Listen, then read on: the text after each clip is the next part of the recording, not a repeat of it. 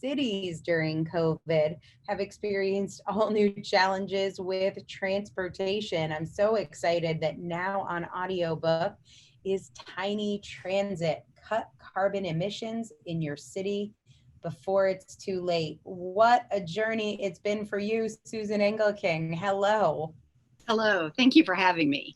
It's great to have you here. I want to talk about Tiny Transit. It's really not just a book or even an audiobook. It really has in the last year become quite a movement.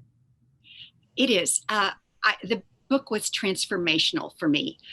It led to starting an educational institute. I now have founded the Institute for Community Micromobility, which is a national advisory for cities who want to implement micromobility solutions. And so this book is really for mayors, city advisors, and I would also say it's for any kid who wants to run for mayor in 10 years. It is for activists, it is for people who are impatient about improving our world, improving our cities, about making them more equitable, inclusive. It's about people who understand and believe that we can do better with climate change, social justice, inclusion, and that you shouldn't have to spend $8,400 a year, the average price that Americans pay to own, operate, and maintain a car on average. You shouldn't have to pay that to be able to participate in our cities' societies. So we are about alternative, low cost, low emission, low stress, low speed solutions, and making sure they are safe and protected. And so it's very exciting. I get very excited. We are actually advising cities now on this whole, because they're on the front lines, with COVID, with the pandemic COVID, economic devastation, Black Lives Matter, and they're looking for solutions, and they get things done. Mayors get things done. They also think very bipartisan. It's so different from Washington. Mm-hmm. And so we're reaching out to them because they can, with a little help from us, little advice we're happy to give, or with the use of my book, develop plans for infrastructure, shovel-ready infrastructure to build and develop low-cost micromobility networks. Now, we all know that the federal government is likely to issue a lot of infrastructure money to kind of boost the economy. And unless somebody stands up, a lot of it's going to go to build highways, more roads. We do not need that right now. And frankly, that's the easy way to spend billions, just write a big check. It's much harder to think about these solutions that really work within cities, that bring in village and tribal knowledge and that answer actual needs and do it so that people can reduce their transportation budgets by 50%, 80%, 90%, and be safe and have access to good jobs and education.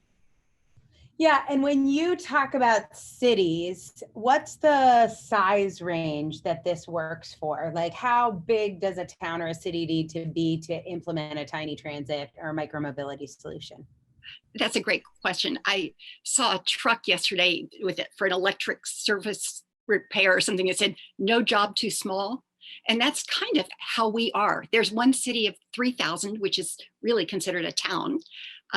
I'm currently advising a city of 50,000, 49,000, and there'll be 50 by the end of the year. Kyle, Texas, they want to be the first city in Texas to develop this infrastructure, and all the way to large cities. I mean, there's an absolutely fabulous story in the New York Times this morning, and it is about imagine a city without cars, see the future. It's interactive, and better than perhaps I can sometimes explain, it shows what cities change from and to when you remove cars from the equation. And this is that opportunity. This is the only chance we're going to have because cars aren't out there now. We can. Yeah. I mean, talk about a window of opportunity. This book was out at the right time, in the right place.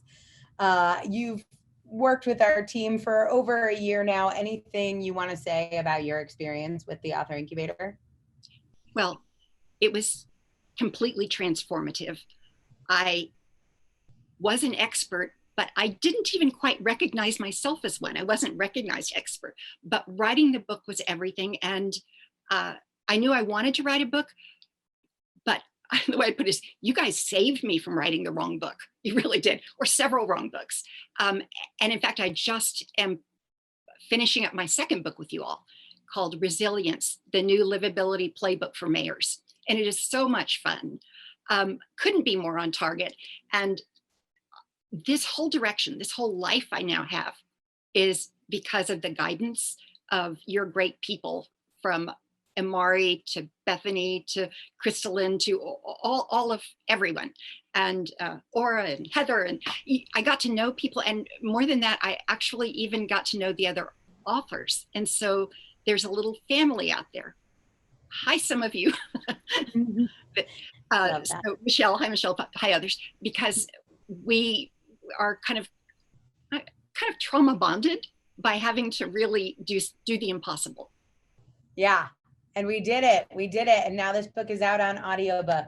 Tiny Transit, cut carbon emissions in your city before it's too late. Now is the time. Get this book on audiobook by Susan Engelking. Congratulations. Thank you.